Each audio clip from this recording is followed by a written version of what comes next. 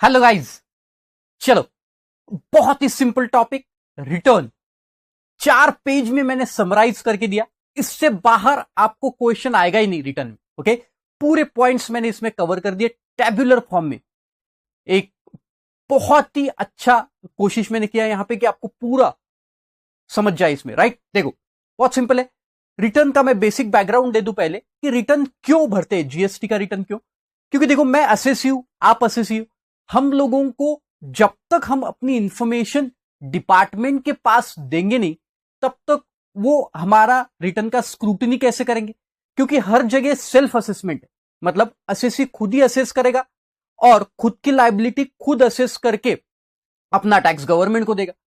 तो ऐसे से तो लोग चोरी करने लगेंगे अगर डिपार्टमेंट को कुछ पता ही नहीं चलेगा। राइट, तो इसलिए रिटर्न्स का कॉन्सेप्ट आया है। देखो, ये चीज समझना बड़ी जरूरी है, क्योंकि हमने जो लायबिलिटी या फिगर्स हमने जो सेल्फ असेस किए वो डिपार्टमेंट को पता होना चाहिए। राइट, तो देखो इसलिए वहां पे लिखा है, रीजन क्या है उसका, रिटर्न्स इज अ टूल, ये एक टूल है by which information is transferred to the tax authorities for administration and compliance checking, assessment, departments के audits and other proceedings of the act.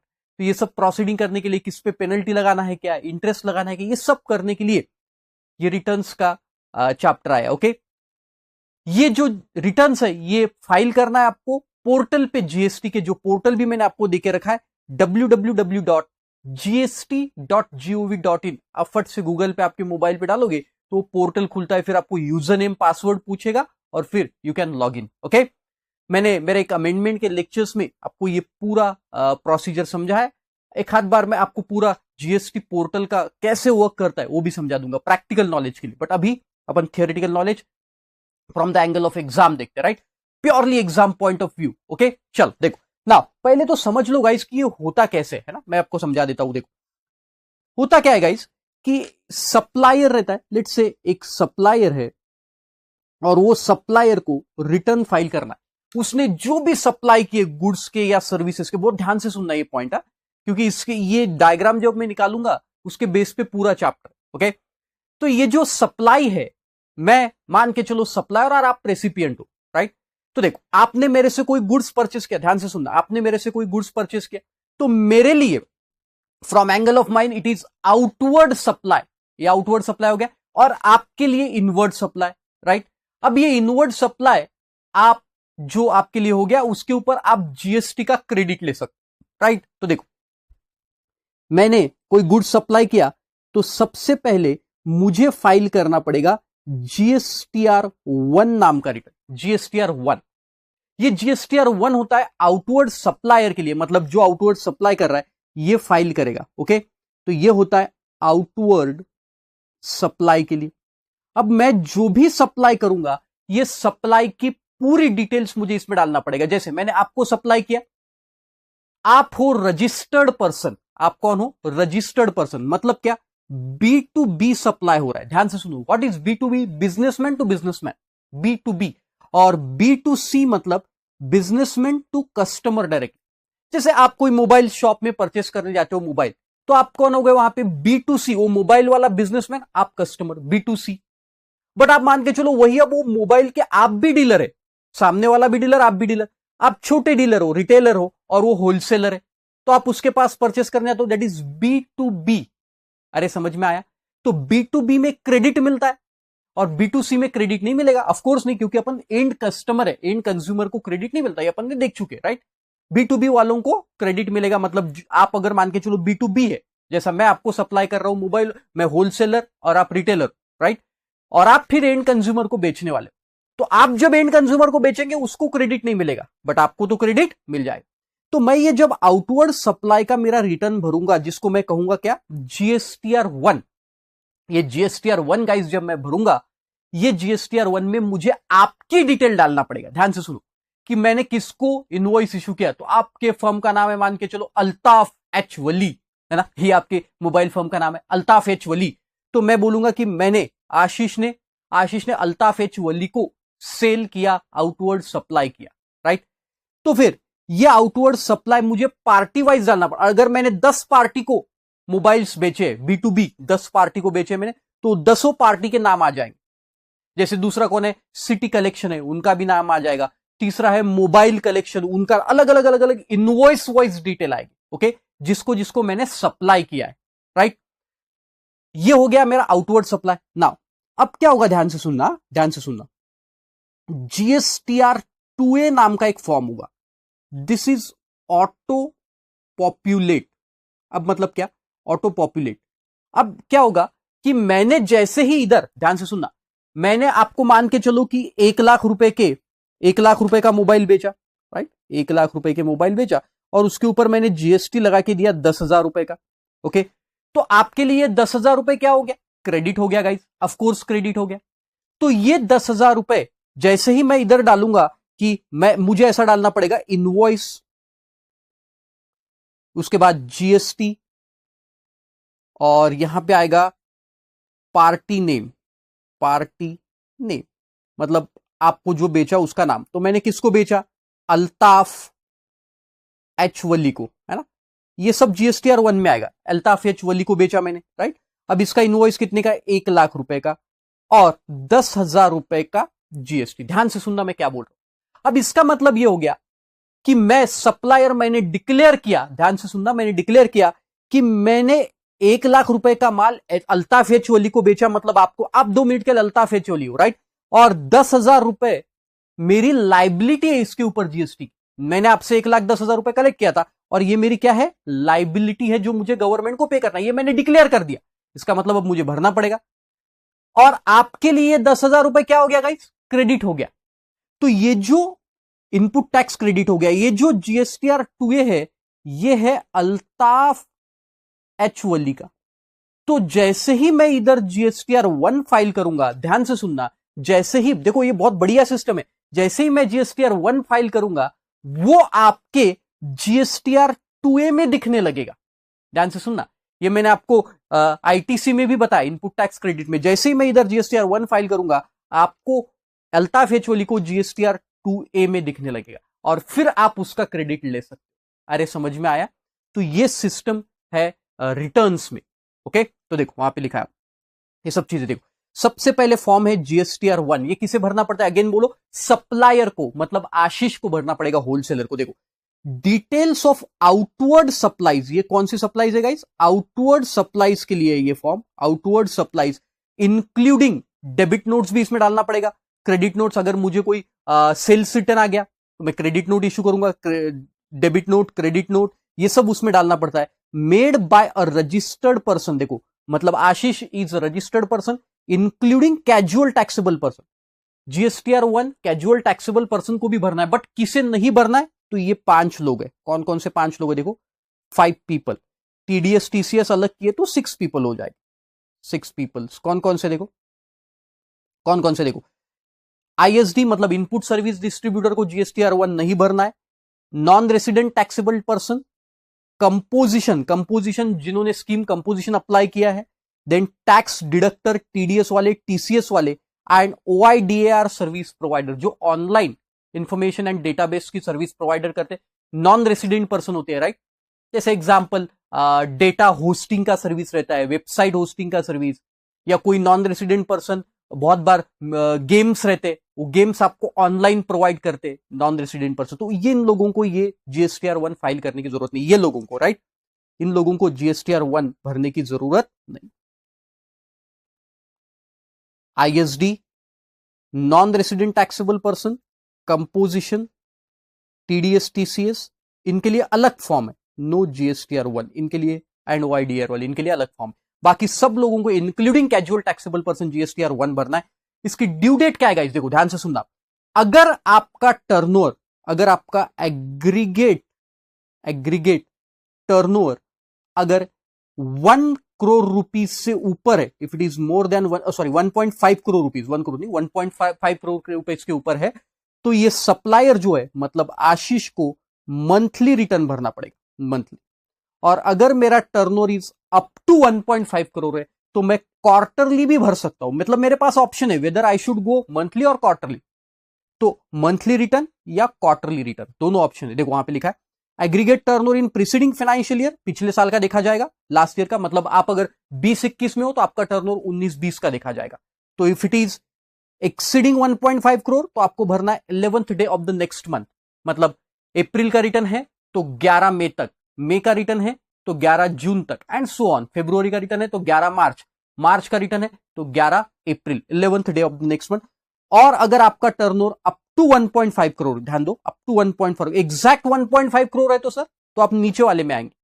तो यू हैव ऑप्शन, आपके पास option है, आप monthly भी जा सकते हो और क्वार्टरली। तो अगर आप क्वार्टरली में भरोगे तो क्वार्टर खत्म होने के बाद, क्वार्टर खत्म होने के बाद last day of the month, मतलब क्या, जैसे जैसे मैं एग्जांपल बताता हूं आपको, अप्रैल में जून ये आपका पहला क्वार्टर है तो आपको रिटर्न भरना है 31 जुलाई तक। ओके, सितंबर सॉरी अक्टूबर नवंबर दिसंबर ये आपका थर्ड क्वार्टर है, रिटर्न भरना है 31 जनवरी।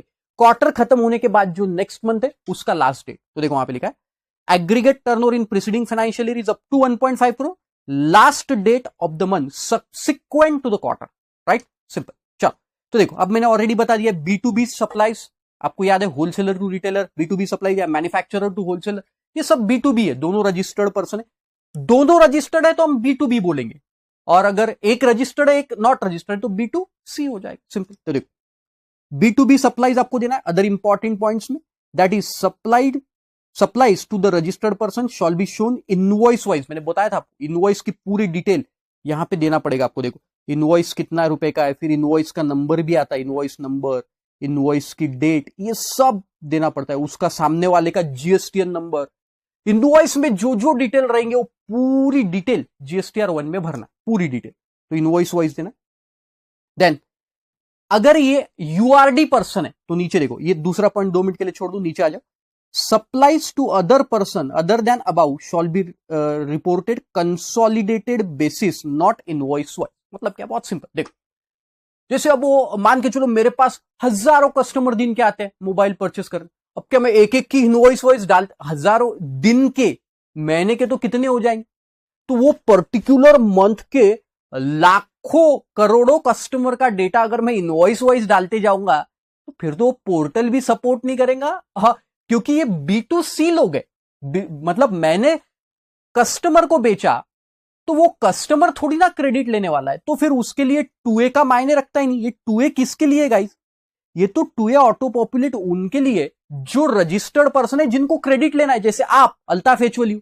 बट मैंने अगर कोई मान के चलो कोई स्टूडेंट को मोबाइल बेचा तो स्टूडेंट थोड़ी ना क्रेडिट ले पा रहा है, ITC ले पा रहा है, तो उनके सब के लिए फिर मैं कंसोलिडेटेड टर्नओवर देखूंगा। तो मान के चलो कि मेरा उस मंथ का कंसोलिडेटेड टर्नओवर है 10 लाख रुपए, तो मैं 10 लाख रुपए एक फिगर बताऊंगा मेरे GSTR 1 में, और वो GSTR 1 में कंसोलिडेटेड फिगर बता के उसकी लायबिलिटी लूंगा। जैसे देखो अब ये GSTR 1 मैं 2 टाइप में बनाऊंगा। कैसे 2 टाइप में गाइस, पहला तो B2B वालों के लिए मैं क्या करूंगा, इनवॉइस वाइज डिटेल डालूंगा, इनवॉइस वाइज डिटेल। तो ये इनवॉइस वाइज डिटेल डालते से ही क्या हो जाएगा, उनके 2A में दिख जाएगा, जैसे मैंने बोला आपको ऑटो पॉपुलेट। और दूसरा रहेगा B2C, मतलब जो मैंने कस्टमर को बेचे, तो उनके केस में क्या हो जाएगा बताओ आप समझ गए आप, उनके केस में हजारों कस्टमर है, तो मैं एक साथ पूरा टर्नओवर 10 लाख रुपए का टर्नओवर है, और भाई इसके ऊपर मेरा GST मैंने कलेक्ट किया 1 लाख, ये डिक्लेयर कर दूंगा GSTR 1 में। देखो दो बातें वेरी इंपॉर्टेंट गाइज, रिटर्न भरना अलग बात हो गई है ना, रिटर्न फाइल करना अलग बात हो गई। ये है रिटर्न फाइल करना GSTR 1 है ना, ये रिटर्न फाइल कर रहे अपन, showing only liability, showing only liability. यहां पे मैं बस लाइबिलिटी डिक्लेयर कर रहा हूं, I am declaring my liability. Payment किया क्या, ध्यान से सुनो, पेमेंट किया नहीं, तो यहां तो मैं मेरी लाइबिलिटी डिक्लेयर कर रहा हूं। अब मैं जब पेमेंट करूंगा, पेमेंट मुझे करना पड़ेगा ना, ये जो लाइबिलिटी मैंने डिक्लेयर किया भाई, ये लाइबिलिटी 1 लाख रुपए की या ये 10,000 रुपए की, अल्ताफ एचवली, ये लाइबिलिटी जो पे करना पड़ेगा, ये पे करना पड़ेगा GSTR 3B में, राइट, 3B में। तो अपन देखते हैं उसको आगे। पहले तो ये समझ लो GSTR 1 आपको आई होप समझ गया, आउटवर्ड ये लाइबिलिटी डिक्लेयर कर रहा हूं, मेरे जो मैंने सप्लाईज के B2B को और B2C को, ये मुझे पूरे डिक्लेयर करने हैं। ओके चल, तो देखो, और ये लास्ट जो होता है इंटरस्टेट B2, अब देखो B2C मतलब B2C तो वैसे डिक्लेयर करने की जरूरत नहीं है, बट अगर ये इंटरस्टेट, ये एक्सेप्शनल पॉइंट है, दिस इज एक्सेप्शनल पॉइंट, अगर ये इंटरस्टेट सप्लाई और उसकी वैल्यू अगर 2.5 लाख से ऊपर चले गई, देखो एक्सीड्स 2,50,000, देन इसको भी B2B जैसे शो करना पड़ेगा। तो देखो, interstate supplies, that is the supplies to unregistered person, shall shown in the invoice wise if the value exceed 2 lakh. ये बड़ा अमाउंट है भाई, एक साथ 2.5 लाख रुपए का माल परचेस कर रहा है, वो भी इंटरस्टेट में। कौन है ऐसा बंदा?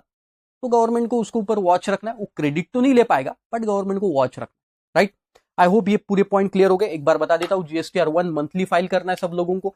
अगर उनका टर्नओवर 1.5 करोड़ रुपए से ऊपर है, मैंडेटरी है। अगर अप टू 1.5 करोड़ तो आपके पास ऑप्शन है मंथली, क्वार्टरली, नेक्स्ट मंथ के 11 तारीख तक। और अगर क्वार्टरली है तो क्वार्टर खत्म होने के बाद नेक्स्ट मंथ के लास्ट डे को, ओके। और B2B अलग शो करना है आपको, B2C कंसोलिडेटेड शो करना है, बट B2C है, इंटरस्टेट है, 2.5 लाख के ऊपर इनवॉइस है, तो फिर उस केस में आपको इनवॉइस वाइज डिटेल देना है। GSTR2 और 3 अभी तक इन्होंने नहीं लाए, तो अपन उसको पढ़ने की कोई जरूरत नहीं।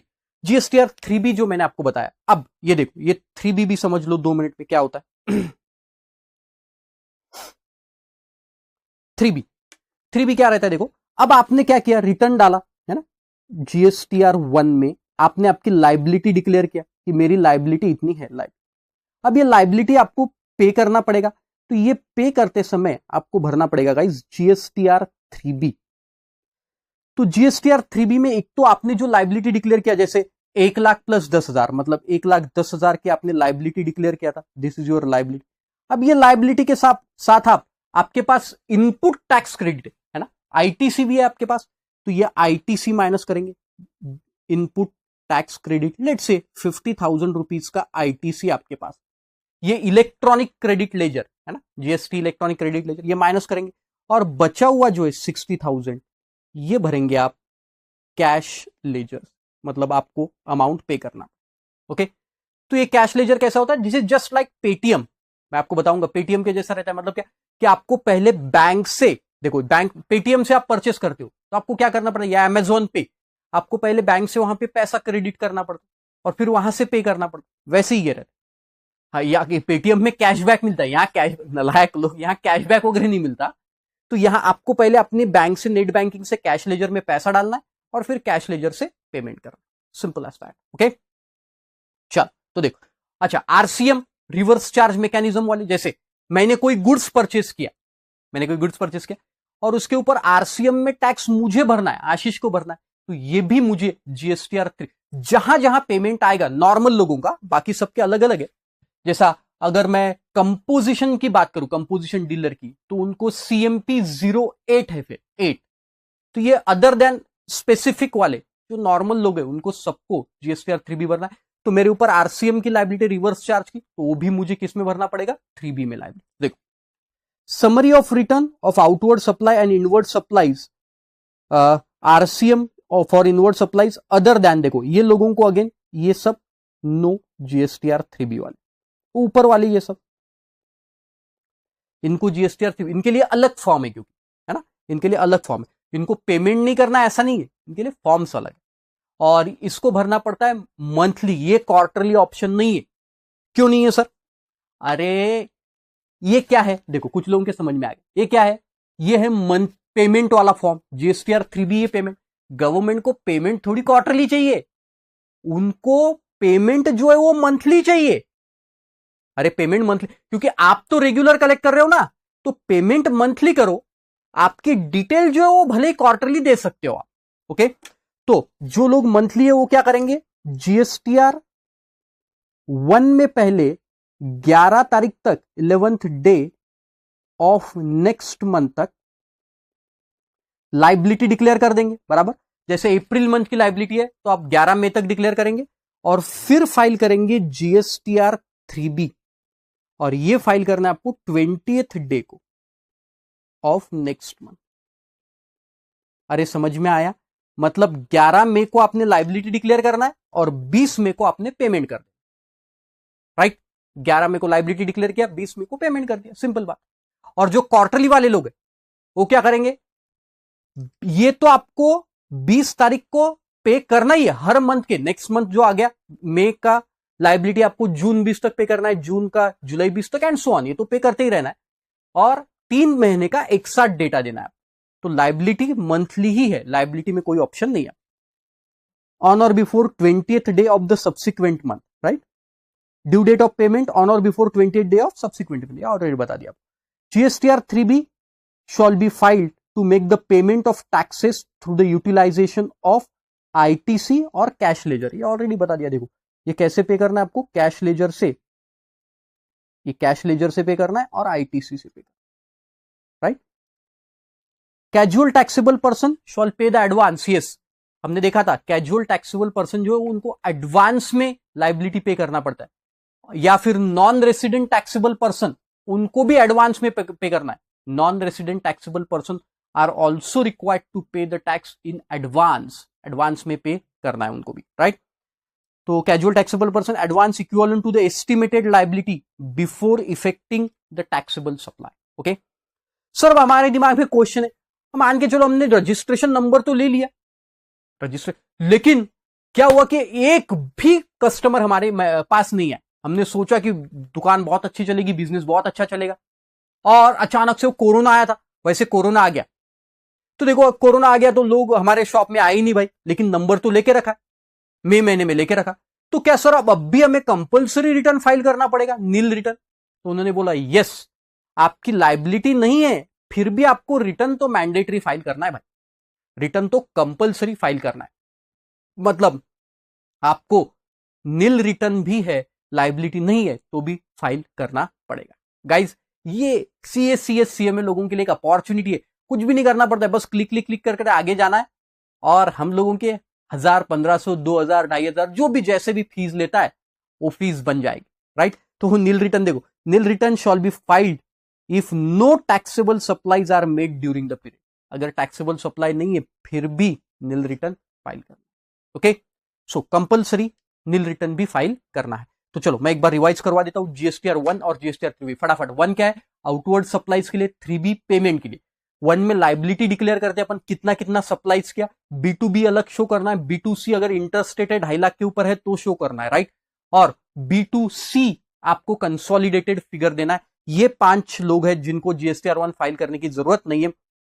ISD input service distributor, non resident taxable person, OIDAR service वाले, TDS TCS वाले या कंपोजिशन वाले। सेम 3B में भी 20 तारीख तक ये मंथली कंपलसरी है।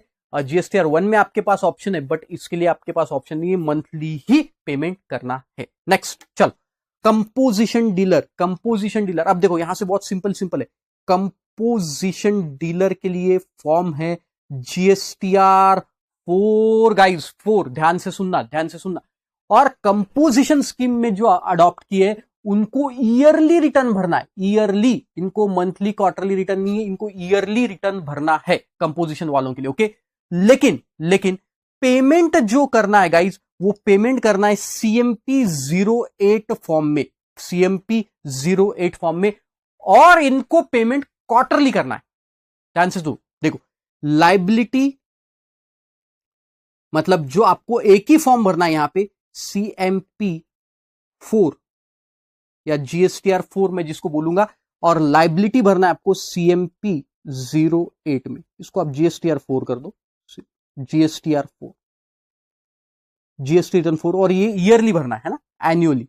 इसमें पूरी लाइबिलिटी आपकी डिक्लेयर रहेगी, इनवॉइस वाइज आपको परचेस कितना किया, सेल कितना। कंपोजिशन वाले, जैसे मैं कंपोजिट डीलर हूं मान के, आप मालूम है आपको, जैसे हम लोगों ने देखा था गाइज कि वो 1%, 5% याद है आपको, रेस्टोरेंट डीलर, मैन्युफैक्चरर, ट्रेडर, तो इनको एक ही रिटर्न भरना है एनुअल। बट जो पेमेंट करना है वो पेमेंट करना है क्वार्टरली। देखो यहां पे दो, अगेन जैसे ही वहां पे था 2 चीजें, पेमेंट जो है मैं निकाल के देता हूं, पेमेंट ये करना है क्वार्टरली, और डिक्लेरेशन सेल का, सब डिक्लेरेशन जो देना है लाइबिलिटी का वो देना है ईयर, ओके। ये कंपोजिशन वाला बहुत सिंपल है गाइस, एक बार पढ़ोगे तो याद रहता है कंपोजिशन। और ये GSTR 4 है, और यहां पे CMP 08 में पेमेंट करना है, ओके। तो देखो यहां पे क्रेडिट वेडिट तो कुछ मिलता ही नहीं, तो डायरेक्ट पूरा कैश लेजर से पेमेंट है। देखो कब करना है, क्या करना है, देखो return for the composition tax payer, option for presumptive levy जिन्होंने लिया, और due date of file return क्या है, ईयरली फाइल करना है, तो ईयर पूरा खत्म हो गया। लेट्स से आपका ईयर है, लेट्स से 21-22 1/4/21 से 31 मार्च 22, तो ये पूरे साल का GSTR 4 आपको भरना है नेक्स्ट मंथ के एंड तक, मतलब 30 अप्रैल 22 तक भरना है GSTR 4। तो देखो वहां पे दिया 30th day of the April of succeeding year, next year हो गया 30th day of the April. और ड्यू डेट क्या है क्वार्टरली पेमेंट की, तो 18 तारीख 18 अप्रैल में जून, तो CMP 08 कब तक भरना है, 18th of July, July August September, CMP 08 कब जाएगा, अक्टूबर 18, 18th अक्टूबर को जाएगा। अरे समझ में आया, अक्टूबर नवंबर दिसंबर CMP 08 जाएगा 18 जनवरी, जनवरी फरवरी मार्च CMP 08 जाएगा 18 अप्रैल को, 18 अप्रैल। और फिर पूरे साल भर की डिटेल जो भी आपने CMP 08 में पेमेंट्स किए वो डिटेल, और आपका सप्लाई कितना वो जाएगा एक ही रिटर्न में, दैट इज GSTR 4, GSTR 4 में डालना पड़ेगा। And those opting presumptive levy और GSTR 4 फाइल करना है, कंसोलिडेटेड इनवॉइस वाइज डिटेल देना है, सिंपल। तो चलो कंपोजिशन के लिए एक बार रिकॉल करके देखते हैं। कंपोजिशन डीलर, जिन लोगों ने कंपोजिशन में रजिस्ट्रेशन लिया उन लोगों को ईयरली रिटर्न भरना है CMP 0 सॉरी GSTR 4 में, और कब फाइल करना है, पूरे साल का 30 अप्रैल तक, ओके। और पेमेंट जो है वो क्वार्टरली करना है, क्वार्टर खत्म होने के बाद 18 तारीख तक। ऊपर GSTR 3B था, 3B का मंथली पेमेंट है 20 तारीख तक, राइट। तो GSTR 1 को रिप्लेस किया GSTR 4 ने, वो मंथली है, यहां ईयरली है, और 3B को रिप्लेस किया CMP 08। Then GSTR 5, non resident taxable person, मान के चलो एंजेलिना ने she is a non resident taxable person, right, वो यहां पे सर्विस दे रही, तो फिर उसको रिटर्न कब फाइल करना पड़ेगा, देखो due date of filing of return. अच्छा चलो मैं एक दो बातें इसके बारे में बता दूं पहले आपको। अगर नॉन रेसिडेंट टैक्सेबल पर्सन, ये आपको मालूम है वैसे NRTP है, तो इसका रजिस्ट्रेशन जो है, ये रजिस्ट्रेशन जब ये गुड सप्लाई करेगा या सर्विसेज सप्लाई करेगा, वो सप्लाई के 5 डेज बिफोर करना पड़ेगा, 5 डेज बिफोर, है ना। और ये जो रजिस्ट्रेशन लेंगे, ये मैक्सिमम एप्लीकेबल रजिस्ट्रेशन जो मैक्सिमम एप्लीकेबल रहेगा अप टू ओनली 90 डेज, 90 दिन तक एप्लीकेबल रहेगा। This 90 days period can be extended, but normally ये कितने दिन तक रहेगा, 90 डेज। तो 5 दिन पहले लेना पड़ेगा और 90 डेज तक एप्लीकेबल रहेगा, किसके लिए, नॉन रेसिडेंट टैक्सेबल पर। तो एंजुलिना यहां पे कोई गुड्स या सर्विसेज देना चाह रही, तो उसको 5 दिन पहले अप्लाई करना पड़ेगा और 90 डेज तक ही ले पाएगी। 90 डेज बाद अपने आप उसका रजिस्ट्रेशन कैंसिल हो जाए। तो देखो NRTP shall apply for registration 5 days prior to the commencement of the business.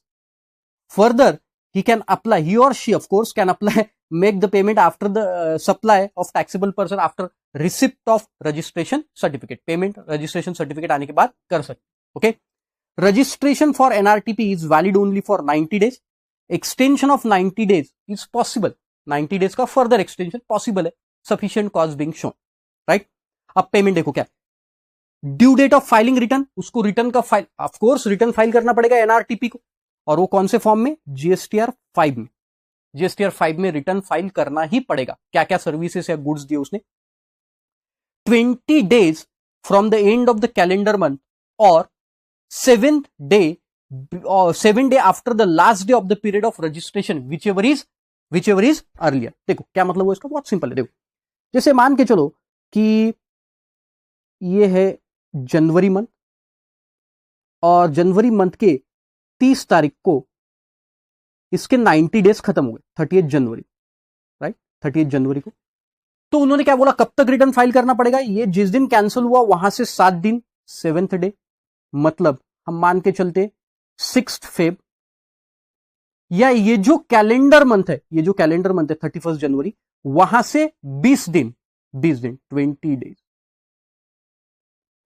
whichever is earlier, जो अर्लियर होगा, तो क्या अर्लियर है, 6 फेब को रिटर्न भरना पड़ेगा। 7th डे जिस दिन आपका रजिस्ट्रेशन खत्म हो गया, 90 डेज जहां पे खत्म हो गए आपके, या फिर वो कैलेंडर मंथ से 20 दिन, विच एवर इज अर्लियर। देखो, with in 20 days from the end of the calendar month, मतलब जनवरी के बाद, और with in 7 days after the last day of period of registration, 90 days के बाद 7 day, which ever is earlier.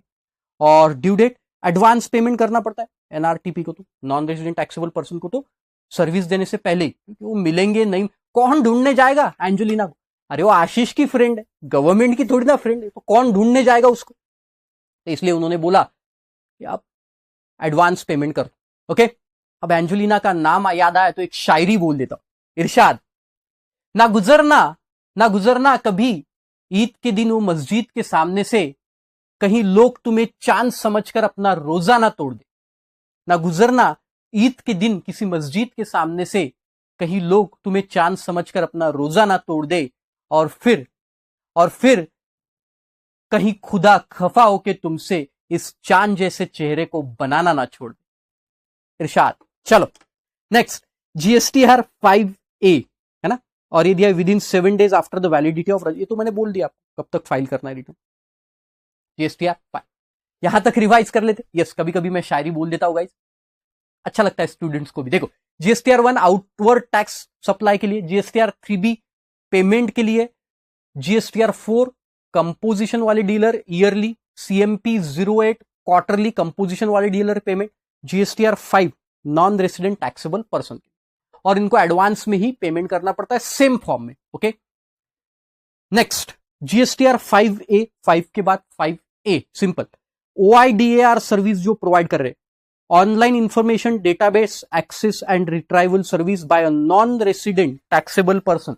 Online, जैसे मैंने बोला एग्जांपल दिया आपको, गेम खेलते हैं अपन, कोई दूसरे कंट्री और कोई नॉन रेसिडेंट टैक्सेबल पर्सन है, उन्होंने हम लोगों को कोई गेम अवेलेबल करके दिया, वेबसाइट होस्टिंग करते, गूगल या फिर तुम्हारे मान के चलो होस्टिंग्स वेबसाइट रहती है, वहां पे हम लोग वेबसाइट होस्ट करते हैं हमारे, तो ये जो सर्विस दे रहा है non resident taxable person, this is OIDAR service. बहुत सारे, आप गूगल में डालो OIDAR, बहुत सारे एग्जांपल्स आपको मिले। तो ये OIDAR के लिए, इनके लिए ड्यू डेट है 20th day of the succeeding month, और फॉर्म है मंथली जीएसटीआर 5A, मतलब जनवरी का रिटर्न फरवरी 20 तक। ओके, सिंपल एग्जांपल लिख सकते हो, Jain month return GSTR 5A कब तक भरना पड़ेगा, 20th फेब तक, तो याद रहेगा। ओके, देन ये जीएसटीआर 6 इनपुट सर्विस डिस्ट्रीब्यूटर, याद है आपको, यस आईटीसी में देखा था इनपुट सर्विस डिस्ट्रीब्यूटर क्या होता है गाइस। सिंपल, कि ये लोग क्या करते हैं, इनके पास जो बिल्स आते हैं, हेड ऑफिस वो क्रेडिट को डिस्ट्रीब्यूट करता है अपने ब्रांचेस में टर्नओवर के रेशो में, याद आ रहा है। यस, जैसे मैं सीईओ, मैंने मेरा बिल दिया हेड ऑफिस को, तो हेड ऑफिस अब सभी ब्रांचेस में ये क्या करेगा, डिस्ट्रीब्यूट करेगा क्रेडिट को। तो ये इनको अब कोई पेमेंट तो नहीं करना, इनको क्या करना है, बस क्रेडिट को डिस्ट्रीब्यूट करना। याद आ रहा है आपको कुछ। देखो, जैसे ये कोई हेड ऑफिस है, हेड ऑफिस, अब मैंने ऑडिट की सर्विसेज, चलो वापस एक बार सब समझा देता हूं, और मैंने ये सब ब्रांचेस है, branch 1, branch 2, branch 3, branch 4, branch 5। अब ये हर एक ब्रांच की अपनी अपनी अलग अलग लाइबिलिटी है गाइस, है ना, हर एक ब्रांच की अपनी अपनी जीएसटी लाइबिलिटी। और रजिस्ट्रेशन जो है हमने देखा था, स्टेट मान के चलो हर ब्रांच अलग अलग स्टेट में, ये महाराष्ट्र में, ये यूपी में है, ये एमपी में है, ये राजस्थान में और ये बिहार में, तो सबको अपना अलग अलग रजिस्ट्रेशन लेना है, सबको अपने अलग अलग रिटर्न भरना है। अब मैंने ऑडिट तो 5 ब्रांच में जाके किया, बट बिल मैं हेड ऑफिस को ही दूंगा, है ना। बिल जो है मान के चलो 1 करोड़ रुपए का बिल दिया और उसके ऊपर 10 लाख रुपए का जीएसटी, तो ये तो इनपुट टैक्स क्रेडिट हो गया उनके लिए, लेकिन ये सभी ब्रांच में बंटना चाहिए। तो ये this is called as ISD, input service distributor. ये क्या करता है, ये 10 लाख रुपए को डिस्ट्रीब्यूट करता है, क्योंकि मैंने सर्विस तो हर ब्रांच में दी, तो इसको क्या करता है, डिस्ट्रीब्यूट, इसे कहते हैं आईएसडी। तो इनको पेमेंट तो नहीं करना है, क्रेडिट को 10 लाख रुपए को डिस्ट्रीब्यूट करना है क्रेडिट को, ताकि ये जब अपनी लाइबिलिटी भरे उसके साथ इसको सेट ऑफ करे। तो देखो, input service distributor on or before 13th day of succeeding month. अब इनको फॉर्म भरना है, GSTR 6 13th डे। अब एक ही दिन रख देते थे फॉर्म का, सब नहीं, अलग अलग अलग अलग, फालतू तकलीफ दे रहे हम लोग, लेकिन क्या करें, कोई ऑप्शन नहीं। It is not required to pay any tax, कोई जरूरत नहीं। It is to be filed between 10th and 13, बीच में 10 और 13 के, and auto populated in 6A। अब जब ब्रांच है, ये जो ब्रांच है, ये ब्रांच के 6A में दिखेगा। तो हम GSTR मतलब हेड ऑफिस GSTR 6 भरेगी। मान के चलो इसके 6A में दिख रहा है 2 लाख रुपए, इसके 6A में दिखेगा, इसके 6A में, इसके 6A में 3 लाख, इसके 6A में 3 लाख, 1 लाख, 1 लाख, राइट। तो ऐसे अमाउंट जब जैसे हम ये GSTR 6 भरेंगे, इनके 6A में ऑटो, जैसे 2A देखा था हमने, वैसे ये 6A ऑटो पॉपुलेट उनको दिख जाएंगे, और फिर इनकी जो लाइबिलिटी रहेगी उसके साथ ये ITC को एडजस्ट करेंगे, राइट। Simple simple. और ISD RCM cannot procure RCM, reverse charge mechanism में क्रेडिट नहीं ले। देन सिंपल देखो, GSTR 7 जो लोग TDS डिडक्ट करते हैं, है ना, उनको भरना है TDS, monthly return for a person deducting tax at source, deducting tax at source, इन लोगों को भरना है GSTR 7 में रिटर्न। सिंपल एग्जाम्पल देखो, आपको मालूम है कि अगर कोई पर्सन 2.5 लाख के ऊपर सर्विस दे रहा है गवर्नमेंट को, राइट, तो गवर्नमेंट जब पेमेंट करती है, तो उसको TDS डिडक्ट करना पड़ता है। याद है, हमने बेसिक में ही देखा था इसको। तो ये जो TDS डिडक्ट करना पड़ता है, उसके लिए रिटर्न भरना पड़ेगा GSTR 7 में। मंथली रिटर्न है 10th day of the next. और फिर ये TDS तो डिडक्ट होगा, तो TDS डिडक्ट होने के बाद भाई हमको कैसा पता चलेगा आपने TDS डिडक्ट करके भर दिया, राइट। तो फिर उसके लिए TDS certificate shall be issued within 5 days of the amount credited to government. 5 TDS certificate मिलेगा कि भाई यस, हमने आपका इतना इतना TDS काटा है। अब क्या होता है, चलो मैं कुछ लोगों को नहीं समझा देता हूं। देखो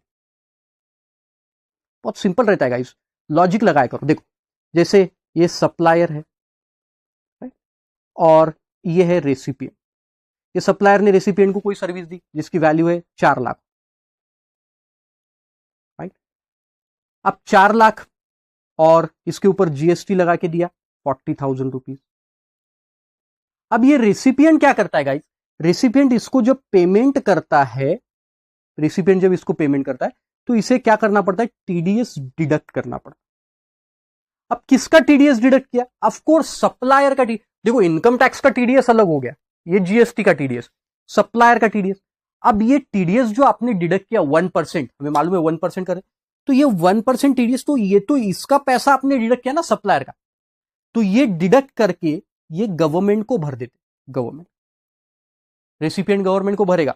और फिर सप्लायर जब टैक्स पे करेगा, GST पे करेगा, GST की लाइबिलिटी आएगी, ये 40,000 रुपए इसके आउटपुट टैक्स लाइबिलिटी है ना, आउटपुट टैक्स लाइबिलिटी, क्योंकि इसने कलेक्ट किया है ये टैक्स, राइट। तो इसके साथ फिर ये इसका क्रेडिट ले लेगा, क्योंकि ये टैक्स ऑलरेडी रेसिपिएंट सप्लायर के बिहाफ में गवर्नमेंट को दे चुका है, तो इसका वो क्रेडिट ले लेगा, सिंपल। और इसके बदले में ये रेसिपिएंट को इसे एक सर्टिफिकेट, हाँ भाई हमने तेरा TDS काटा है, तो 5 दिन के अंदर अंदर मिल जाएगा। ये हो गया GSTR 7। तो 6 है ISD के लिए, 7 है TDS, और 8 है गाइस मंथली रिटर्न TCS वालों के लिए, टैक्स कलेक्टेड एट सोर्स। जैसे देखो एग्जांपल भी देता हूं मैं आपको, एग्जांपल देखो, आपने कोई रेस्टोरेंट चालू किया, क्या नाम उसका, चालू चाइनीज मेरा क्लाइंट है चालू चाइनीज। तो इसने एक रेस्टोरेंट चालू किया। अब इसने स्विगी के थ्रू, है ना, इलेक्ट्रॉनिक कॉमर्स ऑपरेटर स्विगी या फिर जोमैटो, इनके थ्रू इसने सप्लाई किया कस्टमर को, है ना, कस्टमर को।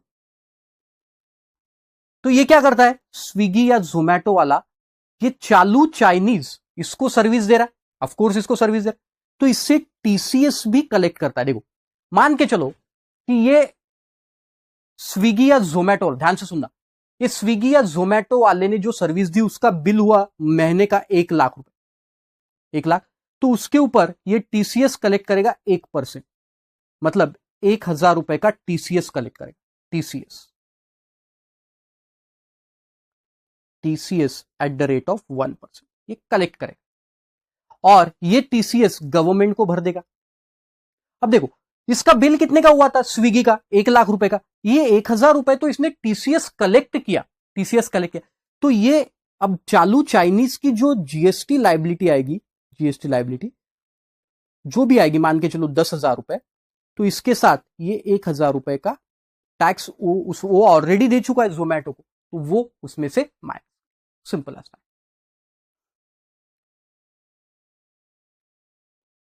राइट। तो यहां तक के पूरे फॉर्म समझ में आ गए। एक बार रिकॉल करो फटाफट, क्योंकि यहां से अब आगे नए फॉर्म्स शुरू हुए। यहां तक रिकॉल करो फटाफट, 2 मिनट।